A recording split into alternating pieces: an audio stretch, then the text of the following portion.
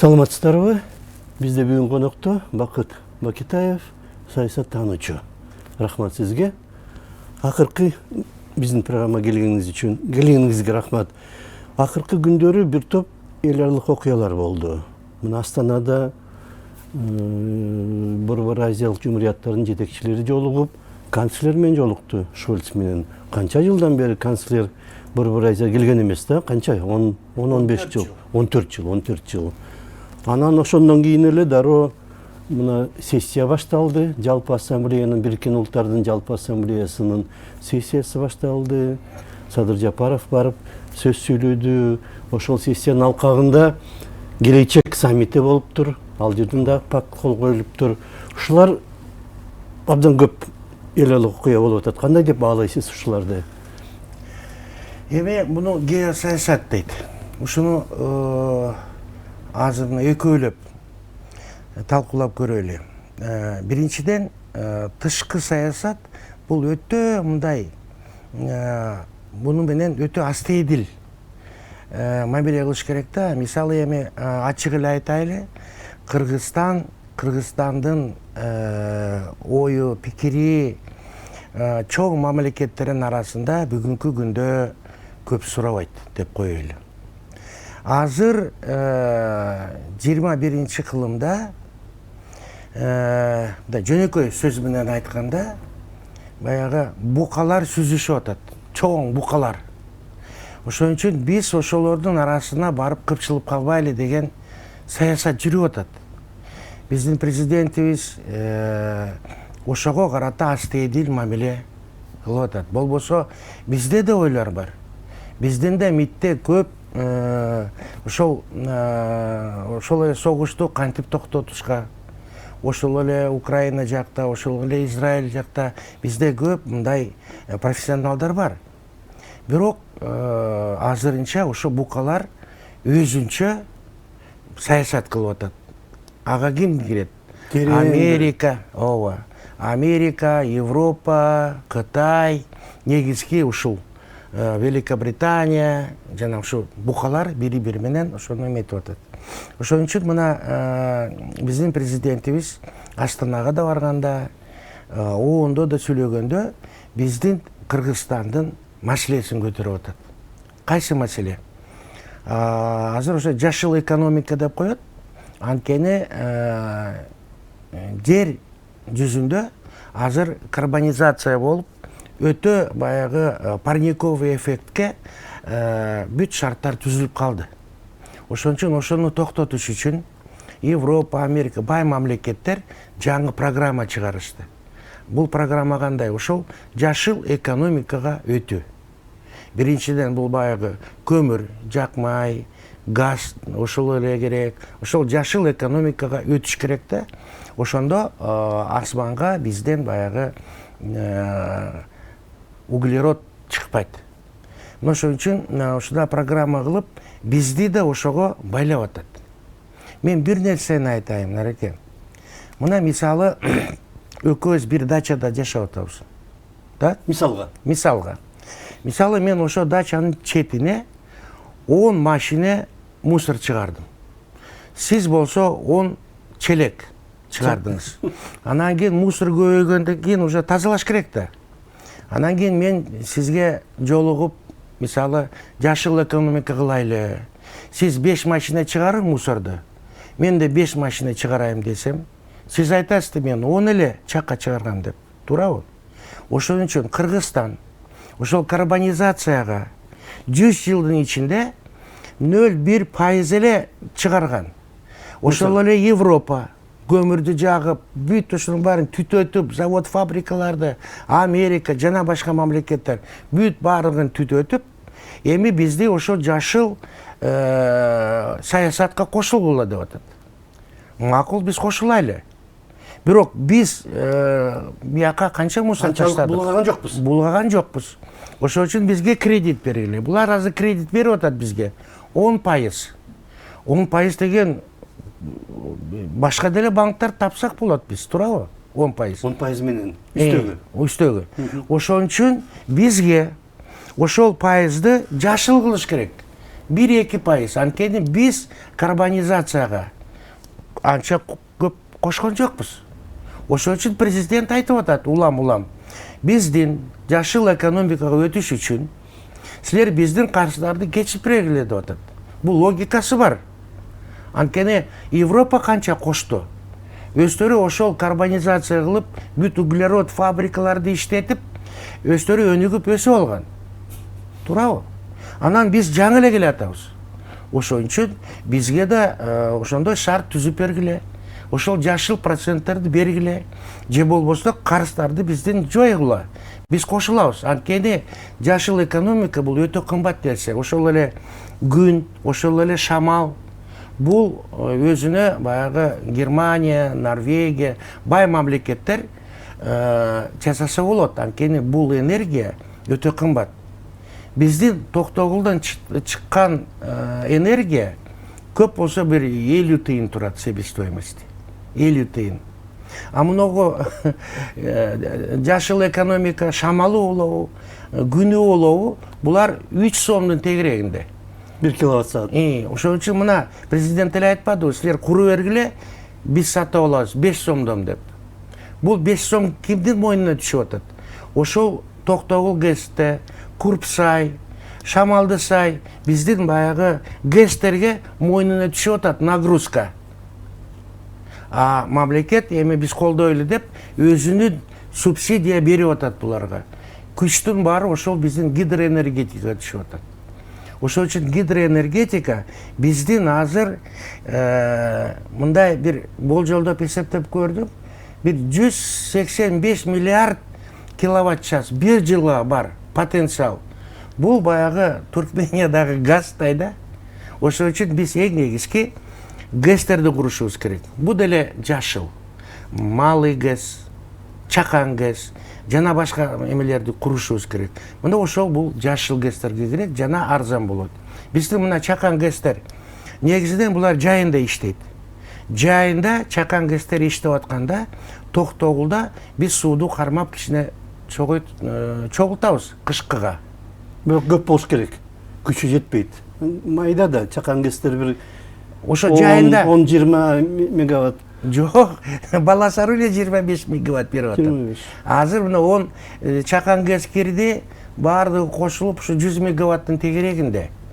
Вот, мына ошон үчүн булар жайкы энергияны камсыздап берсе, ошол энергияны Токтогулдан сууду кетирбей топтой беребиз.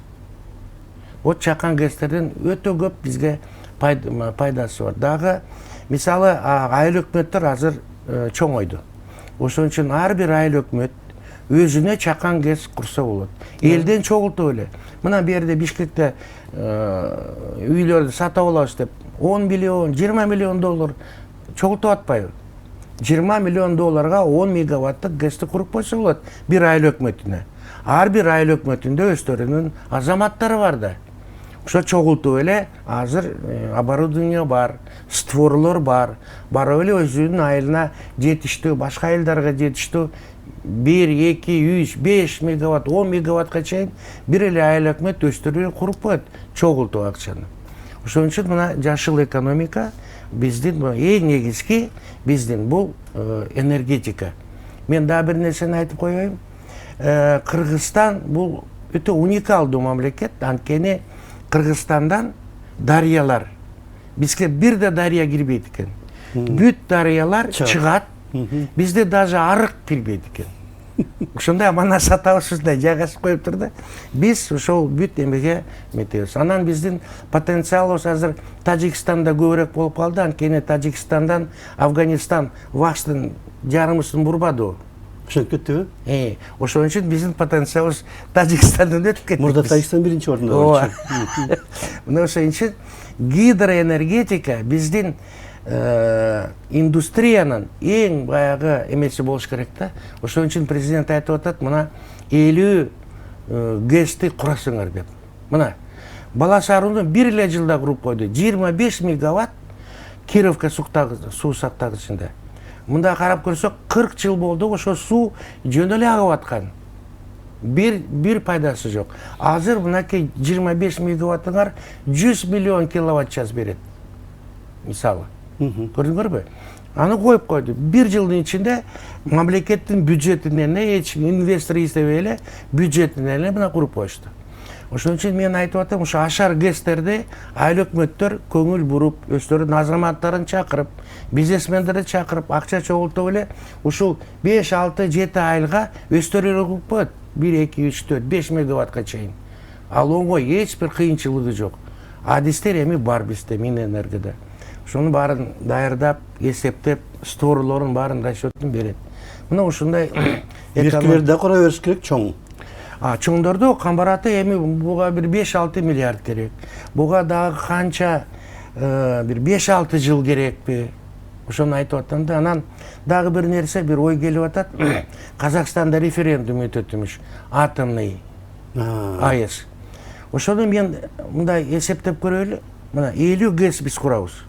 50 ГЭСке кеминде бир 30 миллиард куб суу топтойбуз.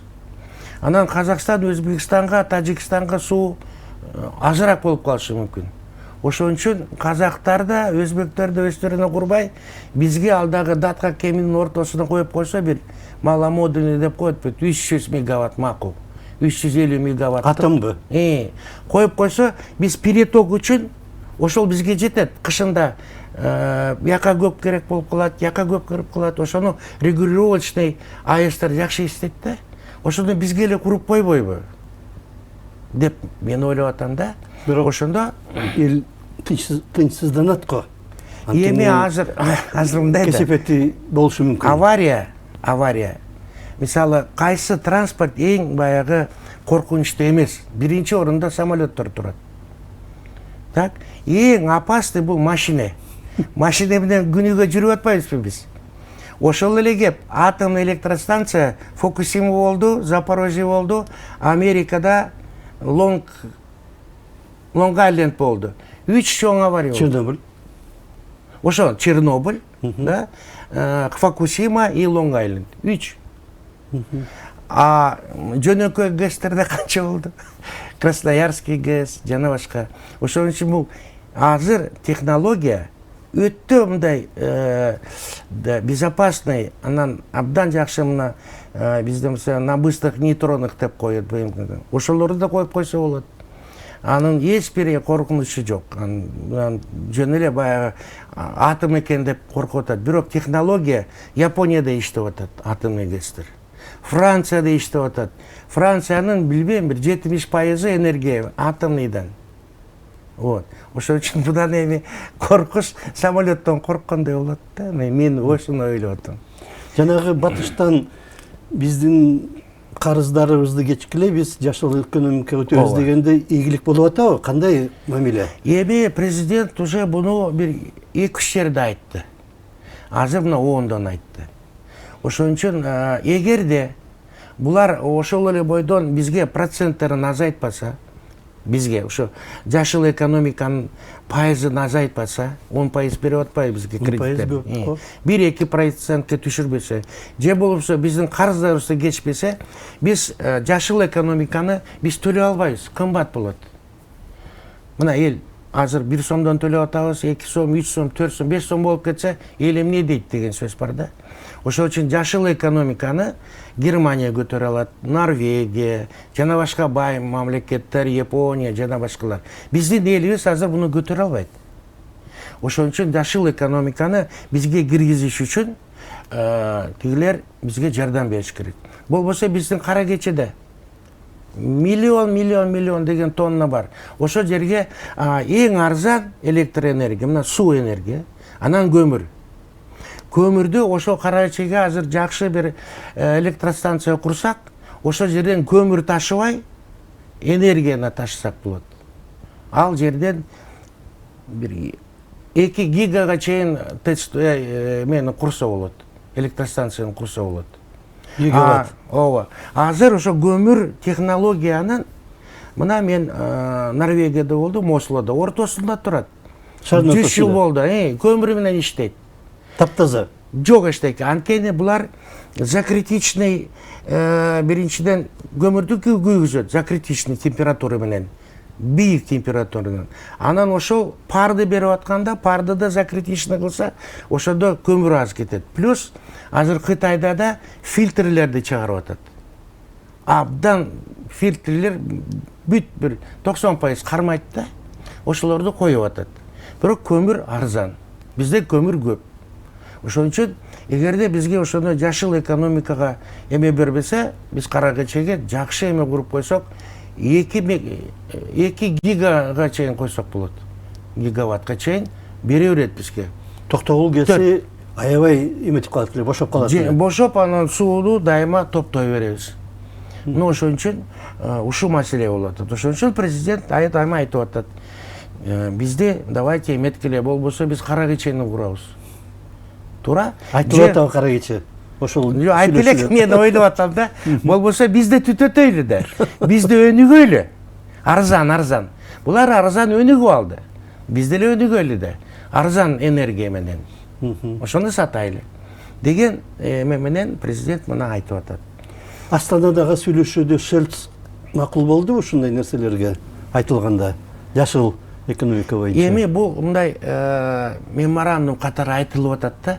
Буну ошол европейский эмелер улам уккандан кийин булар бир кандай бир чечим чыгарбаса, Акырындап, ооба, чечим чыгарбаса, бизде көмүр бар. Көмүр менен арзан чыгара беребиз. түтөтөбүз. Анча-мынча аларда эмес. Көмүрдү булар газга чейин закритичный температураны киргизет, анан газды күйгүзөт. Бул мынча түтүн болбойт. Ошон үчүн ушундай технологиялар бар азыр. Ошон үчүн аны Кытайдан алып келип эле коюп койсо иштей берет. Бирок бизге, элге, биздин энергетикага арзан болот. Биздин энергетикабыз азыр мына туура маселе жүрүп атат. Мына мисалы Казакстанда 20 миллион адам бар. Аларда 20 гигаватт генерация мощности бар. А бизде 8 миллионбу? 7 миллион. 7 миллион. 7 миллион.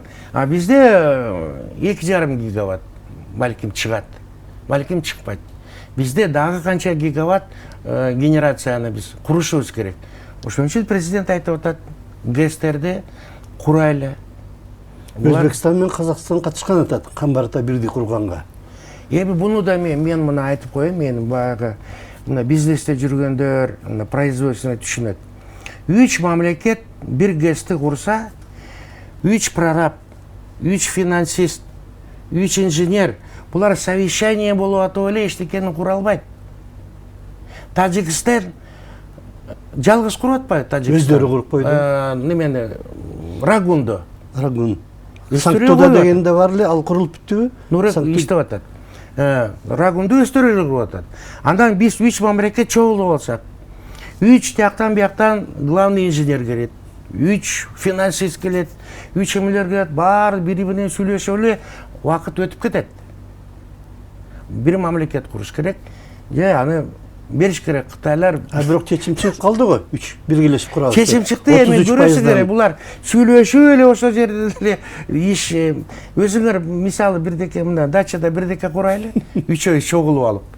Жок, мындай кылыш керек, мындай кылыш керек, кышкасы мындай деп эчтеке кыла албайбыз. Чозобуз. Чозулат бул. Ошон үчүн өзүбүз эле кредитти алып эле куруш керек.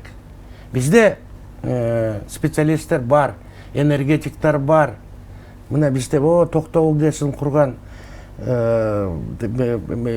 адистер бар. Кетип калган жок боло адистер? Жок, калды. Ашмас калды.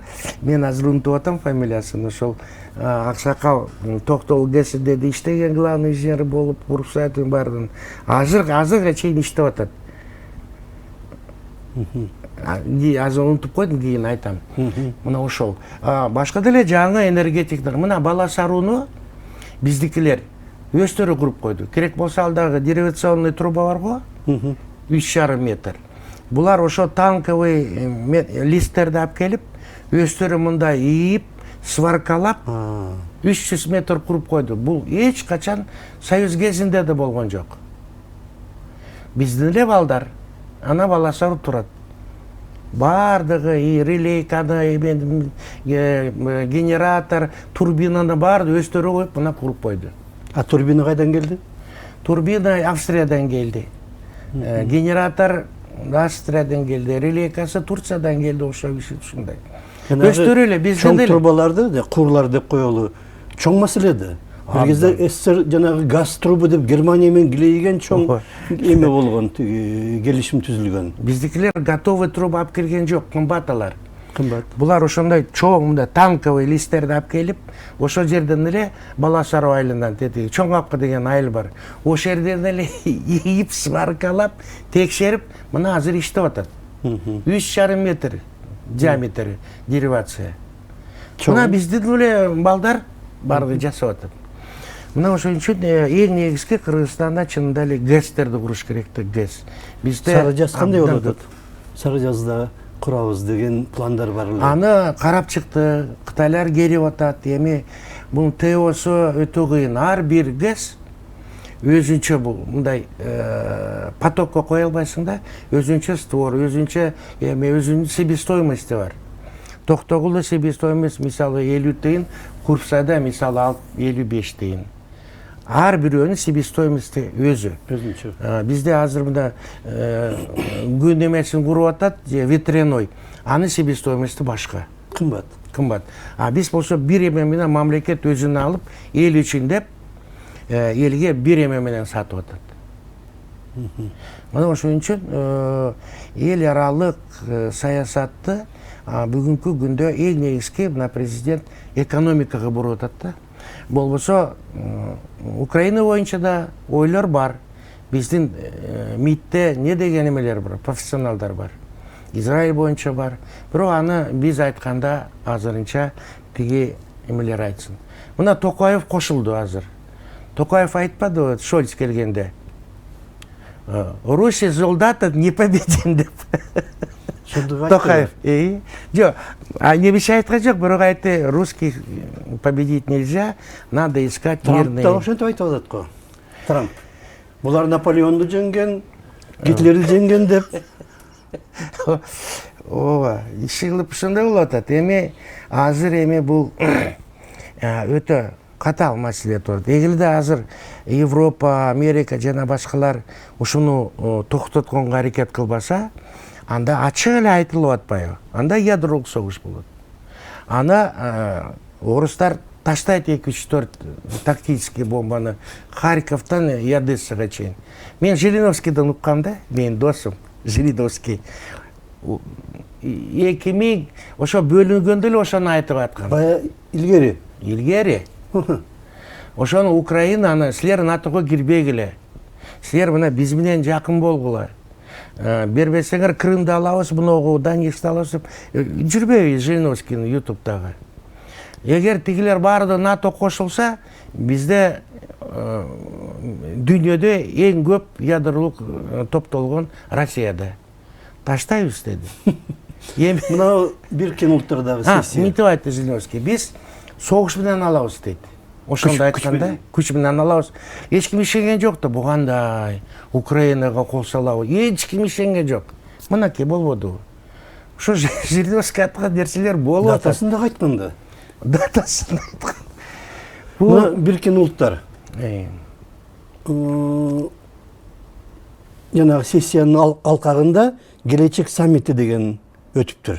Ага дагы ким катышкан экен? Кыргыз президенти эң негизги идеясы канча чечим кабыл алынып атат, бирок аткарылбай калып атат. Ушуга көңүл буруш керек деп кандай деп ойлойсуз? Биркен улуттар мындай бир реформаланыш керек го? Ошону туура айтты. Аны көп жылдан бери ООН бул чоң, мындай бир жай кыймылдаган, эч ким тоотпогон, бир чоң бир мындай бюрократиялык эмеге айланып кетти да. Аны ошону президент айтпадыбы? Ошол чыгарган чечимдерди контролдоп, ошону аткарганга көңүл бурбайлыбы деди. Болбосо тоотпой жатпайбы ООНдун? Же Израиль тоотпойт, же Россия тоотпойт, же Америка тоотпойт. Эч мына санкциясы жок эле Американы Европаны бомбалабадыбы? Россия бияка эч эмес кетти. Мындай бардыгы караган киши жок ал, оондун чечими. Кээ бирлер иштеп атат туура. Мисалы мына суу конвенциясы. Азыр иштеп атат приграничный деген эме мисалы. Кээ бирлер иштеп атат, ооба. Анан кийин негизинен мындай согуш маселеси болгондо, эме болгондо иштебей жатат. Ачык эле буну айтыш керек. ООН деген азыр аны туатпай калды. Ошон үчүн көңүл бурбай калышты. Көңүл бурбай калышты. Миң канчанчы резолюция дейт, а бирок эч ким аткарбайт. Ол деген азыр эч ким туатпай калды. Ошого көңүл бургула деп туура айтты. Бул канча жылдан бери бышып келе аткан маселе. Эгер ошону аткарганга күчү жок болсо, анда анды чыгарбаш керек. Эгер чыгардыңарбы, ошону аткарганга бир кандайдыр контролдоо бир эмени жасаш керек. Болбосо аны азыр туатпай калды. Көп нерселерин Коопсуздук кеңешинде азыр 5 туруктуу мүчө. Ооба. Ошолорду көбөйттүлү санын дегендер бар да. Мисалы үчүн Германия, Япония, Түркия дагы эметип атат. Биз да кирет элек деп. Кандай болушу мүмкүн? Биздин убактыбыз азыр эле калып берби? 3 мүнөттөй, кыска. Өтө кыйын, өтө кыйын. Бүгүнкү күндө баягы Хантингтон айтпадыбы? Ооба, конфликт цивилизаций. Хантингтон айткан. Ошол эле Черчилль баягы фашизмди жеңгенде СССР, Америка, Великобритания союзник эле да. Бирге Франция кошулган аягында. Франция, бардыгы биригип фашизмди жеңген. Мынакей жеңип, жаңы майрамдап, 1 жылдан өткөндөн кийин Фултонский речь деп коет Черчиллдин. Ошол айтып атпайбы? Жок, биз башкабыз. Биздин идеябыз башка. Ошон үчүн биз дальше бирге боло албайбыз деп холодный войнаны Черчилль баштаган. Темир көшөгө. Азыр ошол темир көшөгө экиге бөлүнүп атат. Буну дагы теги Гегель айткан, теги Аристотельден баштап биз цивилизацияга мындай экиге бөлүнбөсөк, дайыма согуштун эмеси боло берет. Анткени глобализация бул философиянын пайдубалы болбойт. Аны Гераклит да айткан 1000 жыл мурун. Мы состоим баягы единство, борьба, противоположность деген Гегель айтпайды, аны ага чейин эле Гегель айткан. В одну реку 2 раза не войдешь деп. Бул эмнеге? Анткени бир дарыя бир болбойт эч качан. Дайыма карама каршы бирдеке болуп туруш керек. Карама каршы болбосо, бири-бирин тең салмакта кармак. Ар бир адамдын да ичинде дагы бир адам бар. Менин ичимде дагы бир бакыт бар. Момундай, сигарет тартпа дейт, зарядка кыл дейт, көп арак ичпе, эч кимге жаман айтпа деген ичимде бар. Ошо менен мен өзүм күрөшүп атып, мына жашап атабыз. Коомдо да ошондой, дүйнөдө да ошондой болуш керек. Инь-янь, туура айттың мына. Мына ошон үчүн дүйнө эки цивилизацияга бөлүнүп, эки күчтүү цивилизация. Азыр ошондой болуп атат. Мына Россия, Китай, БРИКС, Бразилия, Индия бияка бөлүнүп, Европа мындай. Анткени батышта болгон кээ бир баалуулуктар биз кабыл албайбыз. Биздин баалуулуктарыбызды батышта кээ бир баалуулуктарыбыз кабыл албайт. А булар бириктиребиз деп атпайбы? Кантип биригебиз? Маданият, культура, идеология, булардыкы башка чыгышта башка болуп атпайбы? Биз эч качан бир боло албайбыз, балким болобуз 100 жылдан кийин, 1000 жылдан кийин. Азыр башка. Ошон үчүн азыр ошондой бөлүнүү болуп атат. Бул бөлүнүүнүн маселеси мына Украина болуп калды.